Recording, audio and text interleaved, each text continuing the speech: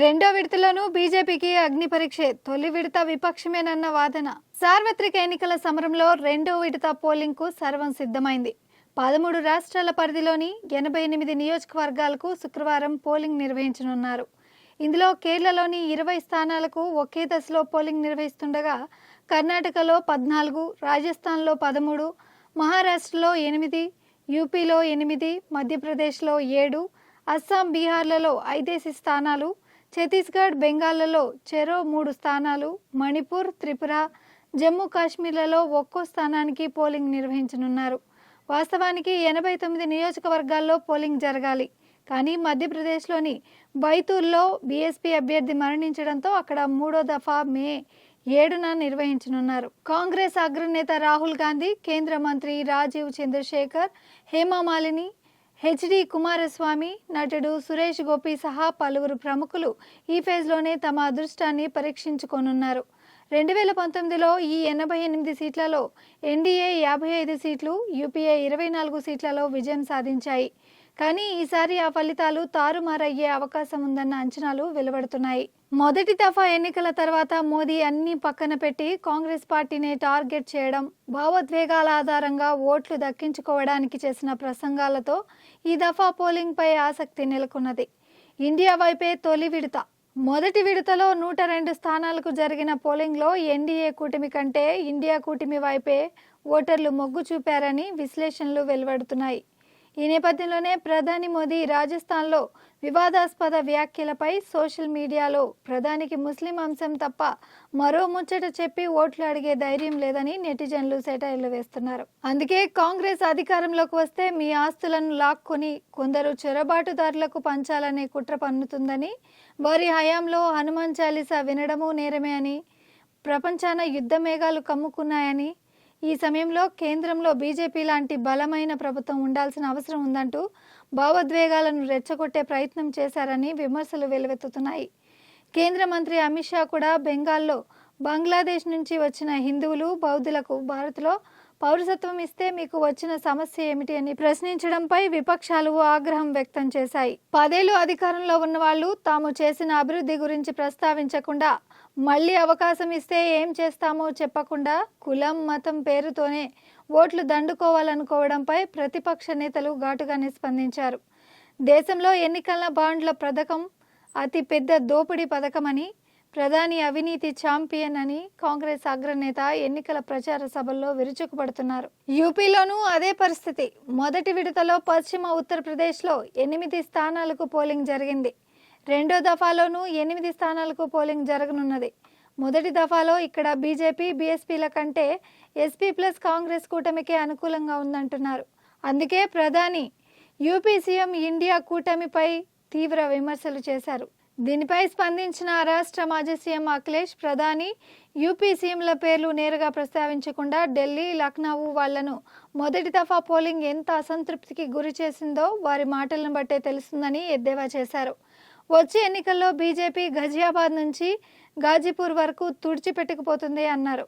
యూపీలోని గజియాబాద్లో శుక్రవారం, గాజీపూర్లో June 1న polling జరుగుతున్న నేపథ్యంలో ఈ వ్యాఖ్యలు చేశారు. తమిళనాడు ఫలితాలే కేరళలోనూ.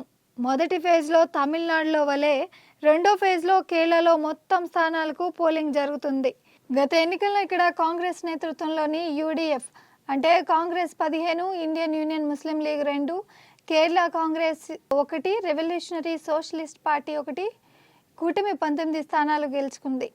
ఎల్డీఎఫ్ 1, సిపిఐ 0 ఒక్క స్థానానికే పరిమితమైంది.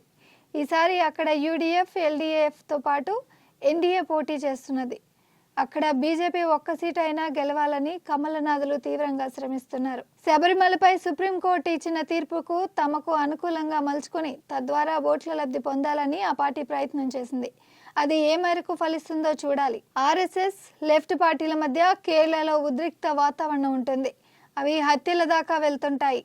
అయినా తమిళనాడులో వలె ఇక్కడ కూడా బీజేపీకి సీట్లు వచ్చే అవకాశం లేదని రాజకీయ విశ్లేషకులు అభిప్రాయపడుతున్నారు. కర్ణాటకలో రెండో ఫేజ్లో 14 స్థానాలకు శుక్రవారం పోలింగ్ జరుగుతుంది.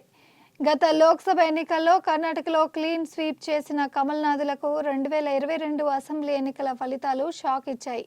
దీంతో అసెంబ్లీ ఎన్నికల్లో జేడీఎఫ్ను కుటుంబ పార్టీ అని, వారిది అవినీతి పాలన అని విమర్శలు చేసిన బీజేపీ లోక్సభ ఎన్నికల్లో ఆ పార్టీతోనే పొత్తు పెట్టుకుంది. బీజేపీ 25, జేడీఎస్ 3 చోట్ల పోటీ చేస్తున్నాయి. కుమారస్వామి నాయకత్వానికి ఈ ఎన్నికలు అగ్ని పరీక్షగా మారాయి. జేడీఎస్ 3 స్థానాలను గెలుచుకుంటేనే వాళ్ళ పార్టీ నిలబడుతుంది.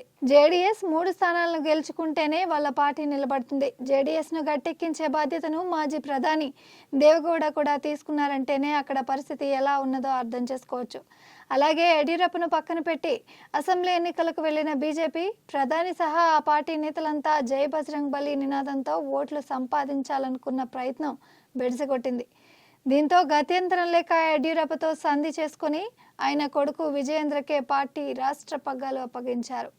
ఆయనకు స్వపక్షంలో ఒకరిద్దరు సీనియర్లు తప్ప మిగిలిన వారంతా సహాయ నిరాకరణ చేస్తున్నారనే అభిప్రాయాలు వినిపిస్తున్నాయి. ఈ నేపథ్యంలో గత ఎన్నికల ఫలితాలను పునరావృతం చేయడం అంత ఈజీ కాదు. ఇక కాంగ్రెస్ పీసీసీ అధ్యక్షుడు డిప్యూటీ సీఎం డీకే శివకుమార్ అంతా తానే నడిపిస్తున్నారు. సీఎం సీటు కోసం చివరి దాకా ప్రయత్నించిన ఆయన అధిష్టానం సూచనతో వెనక్కి తగ్గారు. ఇప్పుడు రాష్ట్రంలో కాంగ్రెస్ పార్టీకి 15 పైగా సీట్లు అందించి సీఎం సీటును చేజిక్కించుకోవాలనుకుంటున్నారనే అభిప్రాయాలు ఉన్నాయి. రాజస్థాన్లో 19న 12 స్థానాలకు పోలింగ్ జరిగింది. అందులో సగం స్థానాలు తమవేనన్న ధీమాతో కాంగ్రెస్ పార్టీ ఉంది. రెండో దఫాలో శుక్రవారం 13 స్థానాలకు పోలింగ్ జరగనున్నది. 2014-19లో ఆ రాష్ట్రంలో మొత్తం సీట్లను తన ఖాతాలో వేసుకున్న కమల్నాథులకు మొదటి ఫేజ్లో ఓటర్లు షాక్ ఇచ్చారని కాంగ్రెస్ పార్టీ బలంగా నమ్ముతుంది. ఈసారి కూడా స్వీప్ చేయాలనే బీజేపీ ఆశలు ఫలించవని అంటుంది. ఆ రాష్ట్ర మాజీ సీఎంలు వసుంధర రాజే, అశోక్ గెహ్లాట్ వాళ్ళ తనయులు పోటీ చేస్తున్న నియోజకవర్గాలపైనే ఎక్కువ దృష్టి సారిస్తున్నారు. రాజేను బీజేపీ పట్టించుకోవడం లేదు. ఆమె పార్టీ పట్ల అంటి ముట్టనట్లే ఉంటున్నారు. కానీ ఇక్కడ కాంగ్రెస్ సీనియర్ నేత సచిన్ పైలట్ రాష్ట్రమంతటా ఉధృతంగా ప్రచారం చేస్తున్నారు. ఎన్నికల్లో ప్రభావం చూపెట్టే ఆ రాష్ట్రంలోని గుజ్లర్లు, మీనాల మద్దతు కూడగడుతున్నారు. ఇవి ఆ పార్టీకి చాలా నియోజకవర్గాల్లో మేలు చేసే అవకాశం ఉందంటున్నారు. బీజేపీ ఆశలు పెట్టుకున్న అనేక రాష్ట్రాల్లో ఈసారి ఆ పార్టీ పట్ల వ్యతిరేకత వ్యక్తమవుతుంది.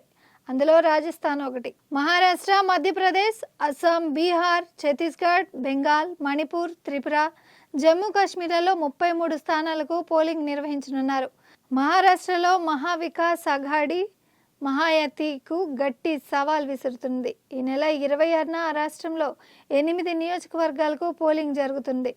ఈ రాష్ట్రాల్లో మధ్యప్రదేశ్, అస్సాం మినహా మిగిలిన అన్ని రాష్ట్రాల్లోనూ ఎన్డీఏ కంటే ఇండియా కూటమికే ప్రజల మద్దతు ఎక్కువగా ఉంటుంది అని రాజకీయ విశ్లేషకులు అంచనా వేస్తున్నారు. మొదటి దఫాలో 102, రెండో దఫాలో 88 స్థానాలు, మొత్తం 190 స్థానాల్లో పోలింగ్ పూర్తవుతుంది. గత ఎన్నికల కంటే ఈసారి కమలనాథుల్లో ఎక్కువగా కలవరం మొదలైంది. ఎన్నికల షెడ్యూల్కు ముందు ప్రస్తావించిన వికసిత్ భారత్ ఇప్పుడు వికసించడం లేదు. ఒక వర్గంపై విద్వేషపూరిత ప్రసంగాలతోనే మళ్లీ గట్టెక్కాలనుకుంటున్నారు. బీజేపీ నేతలకు కౌంటర్ ఇస్తూనే ఇండియా కూటమి నేతలు అంశాల వారీగా మాట్లాడుతూ ఓటర్లను ఆకట్టుకునే ప్రయత్నం చేస్తున్నారు. దీంతో ఈ ఫేజ్ 4 ఆసక్తికరంగా మారింది.